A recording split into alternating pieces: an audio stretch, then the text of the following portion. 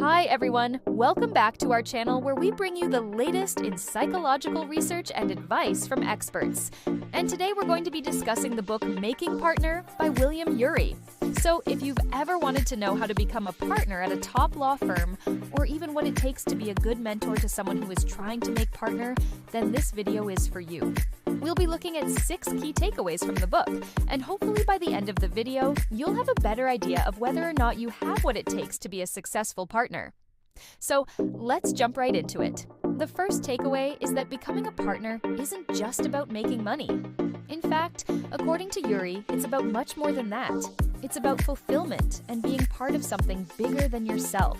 He explains that there are 2 types of people who become partners: those who want to practice law and those who want to build an enterprise. If you fall into the first category, you need to find a way to love what you do, or at least learn to tolerate it. You also need to make sure that your personal life is in order so that you can focus on your work. If you fall into the second category, you need to be willing to take risks and be uncomfortable with the level of responsibility that comes with being in charge.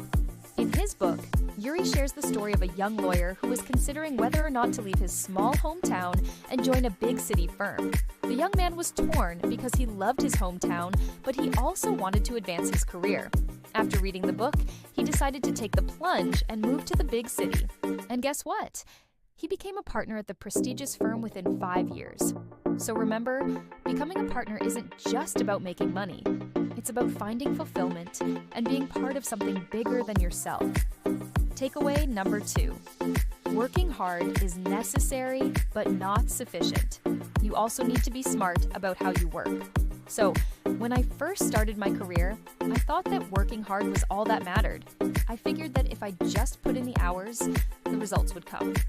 But I couldn't have been more wrong. As I progressed in my career, I realized that working hard is necessary, but not sufficient. You also need to be smart about how you work. This means being efficient, being strategic, and knowing when to take risks and when to play it safe.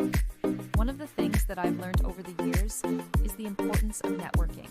No matter how talented you are, you'll never get very far in your career without a strong network of contacts. That means being willing to put yourself out there, meeting new people, and building relationships. It also means being helpful to others and building a reputation as someone who is always willing to lend a hand. Another thing I've learned is the importance of taking risks. If you want to get ahead, you need to be willing to step outside of your comfort zone and take some risks. That might mean taking on a new challenge at work or pursuing a new opportunity altogether. It's important to remember that while taking risks is important, it's also important to know when to play it safe. Sometimes it's better to wait for the right opportunity rather than just taking any risk that comes your way. Ultimately, success is about finding the right balance between hard work and smart work. It's not enough to just work hard. You also need to be smart about how you work. Remember to be efficient, be strategic, network, take risks when appropriate, and play it safe when necessary. Takeaway number 3, don't be afraid to ask for help. One of the biggest mistakes that I see people make is that they try to do everything themselves. They think that if they ask for help, they'll look like they don't know what they're doing. But the truth is that asking for help is a sign of strength, not weakness. It shows that you're able to recognize your limitations and that you're willing to learn from others. When I was starting out in my career, I was afraid to ask for help. I thought that I needed to figure everything out on my own. But as I progressed in my career, I realized the value of asking for help. There's no shame in not knowing something or in needing help to figure something out. Asking for help is a sign of strength, not weakness. So don't be afraid to reach out to your colleagues, mentors, or friends for help when you need it. You may be surprised at how willing people are to help you. Number 4, be prepared to face setbacks. Becoming a partner is a long and challenging process. There will be times when you feel like you're making progress, and other times when it seems like you're moving backwards.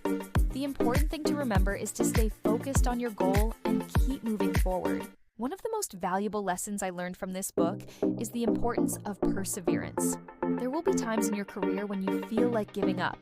You'll face setbacks and make mistakes, but it's important to remember that everyone does. The key is to learn from your mistakes and keep moving forward. Don't let setbacks derail your career. Instead, Use them as opportunities to learn and grow. No. 5. Understand the psychology of power. Power is a tricky thing. When you have it, you can accomplish great things. But when you abuse it, you can quickly lose the respect of your peers. Urey explains that there are 3 different types of power: coercive, reward, and expert. Coercive power is the power to punish or punish others. Reward power is the power to give positive rewards. Expert power is the power of knowledge and expertise. It's important to understand the psychology of power because it can help you avoid the pitfalls of abusing power. When you're in a position of power, it's easy to forget that you're not above others. You need to treat everyone with respect and remember that everyone has something valuable to offer. Use your power wisely and you'll be respected by your peers. Abuse it and you'll quickly find yourself isolated. Number 6. Finding a mentor can be invaluable. A mentor can provide guidance, support, and advice as you navigate the challenges of becoming a partner. However, it can be difficult to find a mentor, especially if you're just starting out in your career. At first, I found it difficult to find a mentor. I didn't know where to start or who to ask, but over time, I was able to build relationships with several mentors who have helped me get to where I am today. I think the hardest part about being a mentor is knowing when to let go. You want to continue to challenge and push your mentees, but you also don't want to hold them back. Letting go is an important part of the mentoring process. It means trusting your mentees to handle challenges on their own and to learn from their mistakes. It also means being honest with them, even when it's difficult. Sometimes you need to tell your mentees things that they don't want to hear, but it's important to do it in a way that's constructive and helpful. So if you're looking to become a partner, remember to take these 6 key takeaways into account. Work hard, work smart, don't be afraid to ask for help. Be prepared to face setbacks, understand the psychology of power, and find a mentor. By following these tips, you'll be well on your way to achieving partnership status. And with that said, we've come to the end of our discussion on Making Partner by William Ury. We hope you enjoyed this video and learned something new. Remember, if you found this video helpful, please hit the like button and share it with others. And if you haven't already, subscribe to our channel for more videos like this one. Thanks for watching, and we'll see you next time.